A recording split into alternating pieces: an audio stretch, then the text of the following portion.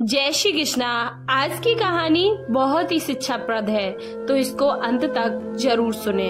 राजा ने साधु को राजपाट सौंप दिया। बाद में साधु ने उस राजा को ही नौकर बना लिया।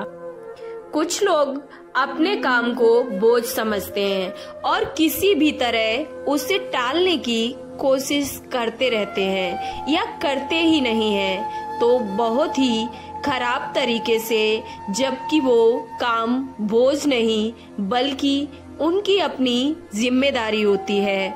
अपने काम के प्रति कभी भी किसी भी इंसान को गैर जिम्मेदार नहीं होना चाहिए और अपने काम को कभी भी बोझ समझने की गलती ना करें और अपने काम को पूरी जिम्मेदारी और ईमानदारी से करें। आज की कहानी भी कुछ ऐसी ही है। एक राज्य में एक राजा राज्य करता था। उसका राज्य खुशहाल था। धन धान्य की कोई भी कमी उसे नहीं थी। राजा और प्रजा खुशी खुशी अपना जीवन यापन कर रहे थे। एक वर्ष उस राज्य में भयंकर अकाल पड़ा। पानी की कमी से फसलें सूख गईं। ऐसी स्थिति में किसान राजा को लगान नहीं दे पाए और लगान प्राप्त न होने के कारण राजस्व में भी काफी कमी आ गई और राजकोष भी खाली होने लगा। यह देखकर राजा अत्यंत ही चिंता में पड़ गए।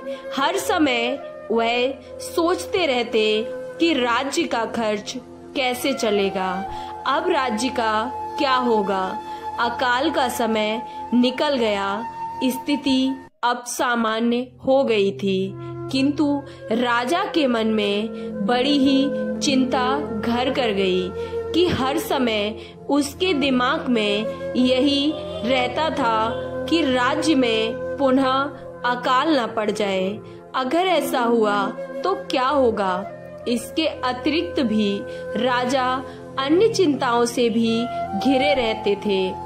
पड़ोसी राज्य का भय, मंत्रियों का षड्यंत्र जैसी कई चिंताओं से राजा अत्यंत ही चिंतित रहते थे। उसकी भूख प्यास और रातों की नींद भी छिन गई थी। वह अपनी इस हालत से परेशान थे, किंतु जब भी वह राजमहल के माली को देखता तो आश्चर्य में पड़ जाता। दिन भर मेहनत करने के बाद वह रूखी सूखी रोटी भी बड़े प्यार से छककर खाता और पेड़ के नीचे मजे से सो जाता। कई बार राजा को उससे जलन होने लगती। एक दिन उसके राज दरबार में एक बड़े ही सिद्ध साधु महात्मा पधारे। राजा ने अपनी समस्या साधु को बताई और उसे दूर करने का सुझाव भी मांगा। साधु राजा की समस्या अच्छी तरह से समझ गए थे। वे बोले, हे राजन, तुम्हारी चिंता की जड़ राजपाट है। अपना राजपाट पुत्र को देकर अब तुम चिंता मुक्त हो जाओ। इस पर अब राजा बोला, गुरुवर, मेरा पुत्र अभी तो मात्र 5 वर्ष का है। वह अबोध बालक राजपाट कैसे संभालेगा। तो फिर ऐसा करो कि अपनी चिंता का भार तुम मुझे सौंप दो। साधु बोले। साधु के शब्द सुनकर राजा तैयार हो गया और उसने अपने राजपाट साधु को सौंप दिया। इसके बाद साधु ने पूछा कि अब तुम क्या करोगे। राजा बोला, और सोचता हूँ कि मैं अब कोई और व्यवसाय कर लूं, लेकिन उसके लिए धन की व्यवस्था कैसे करोगे। साधु ने अब राजा से पूछा, अब तो आपका राजपाट मेरा है। राजकोष के धन पर भी अब मेरा अधिकार है। मैं तो कोई नौकरी कर लूंगा। राजा ने फिर से साधु को यही उत्तर दिया। ये ठीक है, लेकिन यदि तुम्हें नौकरी ही करनी है तो तुम और कहीं जाने की आवश्यकता नहीं है। यही नौकरी कर लो मेरे पास, मेरे राज्य में। मैं तो साधु हूँ और मैं अपनी कुटिया में ही रहूंगा और तुम राजमहल में ही रहकर मेरी ओर से तुम ये मेरा राजपाट संभालना। राजा ने साधु की बात मान ली और साधु की नौकरी करते हुए राजा अब राजपाट संभालने लगा। साधु अपनी कुटिया में चले गए। कुछ दिन बाद साधु पुनः राजमहल आए और राजा से भेंट करके पूछा, हे राजन, कहो अब तुम्हें भूख लगती है या नहीं और तुम्हारी नींद का क्या हाल है?